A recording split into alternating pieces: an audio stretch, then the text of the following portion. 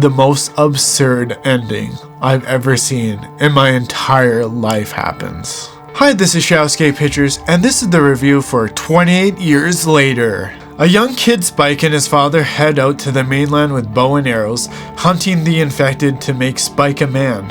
After coming back and succeeding, Spike starts to question things about a doctor on the island to help his mom's illness, sneaking his mom out to the mainland to seek out the doctor and help her get better. What a shit story. Honestly, I don't know what the hell this was. First off, the music score, what the hell was that? The theme song that John Murphy made from the previous two films was not in this film. And the music choices in this movie was just like, what the fuck is going on? Like, seriously, what is going on? Like, I was just like baffled. I was like, why did you guys choose these songs? It just didn't really fit the movie. And like the music score was not even that good. It's not even memorable. I was just like, what the hell am I watching? After watching 20 Days Later and 20 Weeks Later, I was like, damn, these movies are pretty good. And then you get this movie and it's like, it's not? I'm like, what? And you guys spent $60 million on this movie? What the hell is going on, Hollywood? And this movie was written by Alex Garland, who likes making realistic movies. And I'm like, bro, what the hell is the story? Doesn't even make any damn sense. I don't even think they screened this movie because it's not that good. The cinematography is okay. They used the damn iPhone. I was like, was it really necessary, Danny Boyle? Did you really have to use an iPhone? I don't think it was necessary. There's like some good looking shots and then some others definitely not great looking. It definitely has like this weird look to it. I just don't think it was truly necessary to shoot this on an iPhone. Probably should have just shot it with like an ARRI or something, because like you got 60 mil, so you might as well, instead of using like 30 iPhones. Just honestly, just really silly. I do think they get a lot of like the technical aspects of movies a lot these days, but it seems to be like the story is always like questionable. The movie starts off pretty decently with the kids watching damn Teletubbies, and then the infected barge in and basically kill all these kids. But the one kid gets away, and then he goes to like various other places, and they all get killed, and then he basically just survives. I don't think this opening is as good as 28 Weeks Later's opening, because that movie's opening is just perfection, honestly. It's just really good. The music choices in this opening scene, not good. Not great at all. I don't know what the hell they were thinking. I don't know what Danny Boyle is smoking. Then it hits the 28 years later, and these people are living off like the mainland on this little island. They made a whole community and such. Spike and his dad go off to the mainland to make him a man after he kills like these infected. Things don't really go quite to plan, and an alpha shows up, which just seems to be a smart, aggressive like zombie kind of thing that just so happens to be nude. All these like weird zombie things just happen to be nude. I don't know why they didn't necessarily have some clothes, but regardless of the fact, this was still the better part of the movie. And then after killing some of the infected, they run out of arrows and they have to wait for low tide to get back to their little island community. With doing such, they get chased by an alpha, which was pretty interesting. They made that whole section like super good, and it was very entertaining. And when the alpha was chasing them back to the community, I thought that was very suspenseful. Pretty well had you at the edge of your seats. And then just like after that happens, things slowly start to fall apart. I do think they could have at least trapped the father and the son on the mainland. I think that would have been a much better story overall. I don't know why they chose to come back to the community. Obviously, I haven't seen their next film that they have planned, so we'll kind of see what happens with that, but I don't have any like high hopes for it. They get back to the community and they celebrate Spike being a man after he killed some of the infected, and they just have like a really good time. But Spike here, he starts to question things about what's going on with the mainland. So he questions it a little more, and it turns out that this doctor may be loony or he may be not. I would assume he's probably loony as shit, but that's just me.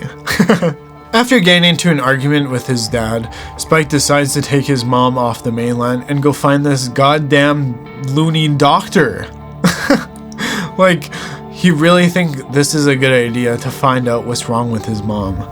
Just takes an absolute chance where he might actually get killed to take his mom out to go find out what the hell is wrong with her.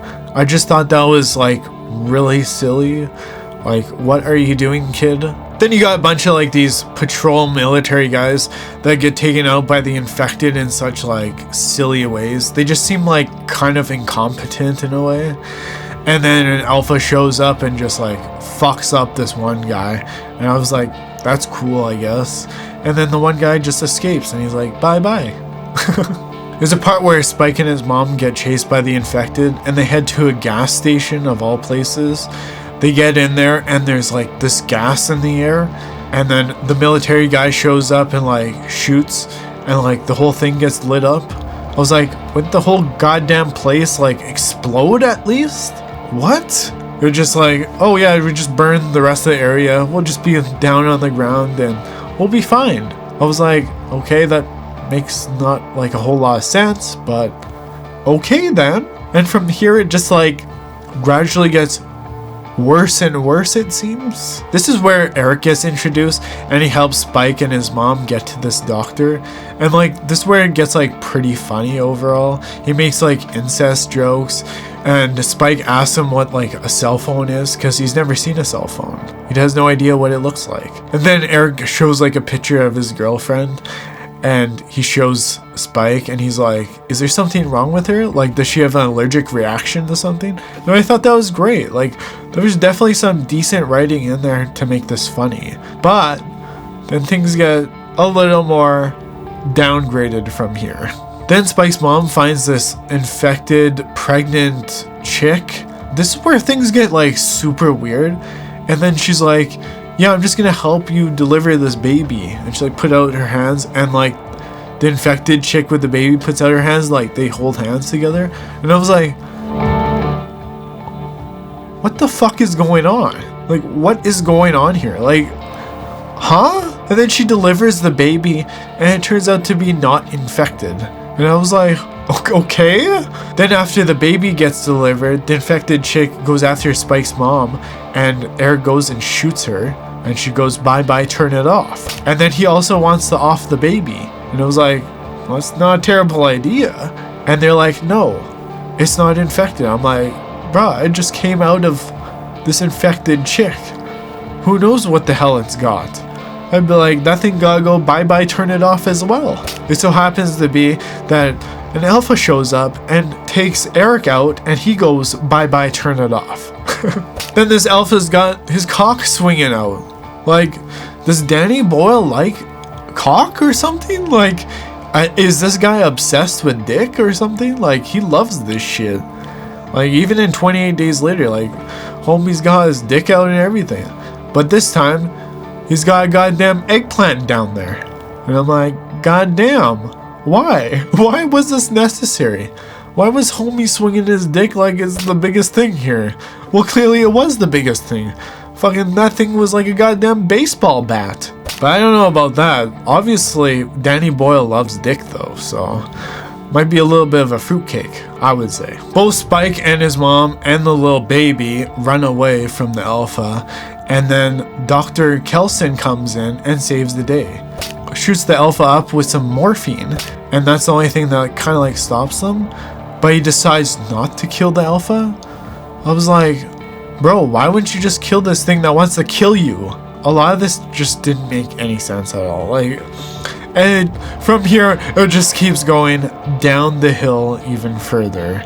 This loony doctor takes Eric's skull, basically melts it the hell down, so it's just the skull, put it here in this little bone temple he's got. And I'm like, this is the weirdest shit ever. What the fuck is going on? Like, what is this? What is this damn movie? Then the doctor diagnoses Spike's mom and finds out she has cancer. She also kind of like thought she had cancer as well and just never told Spike. Then the doctor basically drugs Spike so that he doesn't really think too much. Then homie here drugs Spike's mom, and then he just like takes her away, and she's like, yeah, gotta go, bye-bye, turn it off. And he brings back her goddamn skull, and he's like, here you go, put it up on that goddamn boner temple you got there. The whole time you're just thinking, what in the fuck is going on? Then Spike takes his mom's skull and takes it all the way up this skull temple of whatever the hell this is, because this doctor has gone loony. He kisses the skull and basically says goodbye, puts her on like the sunrise, and good to go. You know, life's good. Then they get chased by an alpha. They lock themselves in like this little cage thing, and then the alpha's like about to kill the doctor, and then Spike is like, yo, I'm gonna help you, and saves him. And he just like sticks him with more drugs. And it's like, okay, but you're not gonna kill this alpha thing? I don't know, man. This movie just gets weird and weird as it progresses. Spike decides to take this baby back to the community, and he takes it there with leaving his dad a note, and then he goes back to the mainland to like survive there. Maybe he's just tired of all the lies, I guess. But really, were they really lying? This doctor was damn loony. So they definitely were telling the truth to some degree. Then the note just specifies that he's just gonna stick on to like the mainland for a bit and be a man, and he'll come back eventually. And I was like, cool, that's okay. That kind of makes sense. And then homie here is like just grilling a fish, and then some infected show up, and he's like, yeah, I gotta kill these people too. Then he like runs down this road, and I was like, okay, this is where the movie's gonna end. That's, you know, it's not half bad. It's probably like a 6 out of 10 here-ish. The most absurd ending I've ever seen in my entire life happens. I don't even know how to even tell you. Like, it just, I was like this the entire part of that scene. I was like, is this actually happening? Like, this is happening. I was like, it was hard to even believe that this was in this movie. I was like, what? Spike gets to this roadblock. He meets up and sees this one guy, and what? They all look like Jimmy Seville Power Rangers? They start doing some weird ass moves and all this other crap, and I'm like, what the hell is going? What is this? And like they have like the Teletubby things in like the background. It's like, what? It was unbelievable. I couldn't even believe my eyes. I'm like, are we watching the same movie here? Homie's doing flips, killing these zombies, and like the crappiest kind of like music I've ever heard. And I'm like, what is going on? Honestly, this is like the Teletubbies and the Power Rangers got fucked by Jimmy Seville, a sex abuser. Like, what? And this is what showed up, a weird ass cult. Like, this is beyond weird. It's just like out of the blue, left field, what the fuck? Like, honestly, I'm blown away that this even exists. Alex Garland and Danny Boyle smoking way too much crack. Once they got a bigger budget, they're like, yep, we gotta smoke all the crack. And I'm like, what the fuck? Like, they just ruined what could have been a decently good film. And, I don't even know what the fuck to say. Overall, I think this movie could have been an 8 out of 10 if they really focus on the father and son relationship. Like, they got stuck on the mainland and they just had the story that way, where they couldn't get back to the little island community that they have. I think that would have been a much better story than whatever the hell this was. The first part of the movie, like a lot of people said, first part of the movie is pretty good. The second, definitely like questionable as to what the hell is going on. And then the final act was just like, what? Did they even like test screen this movie?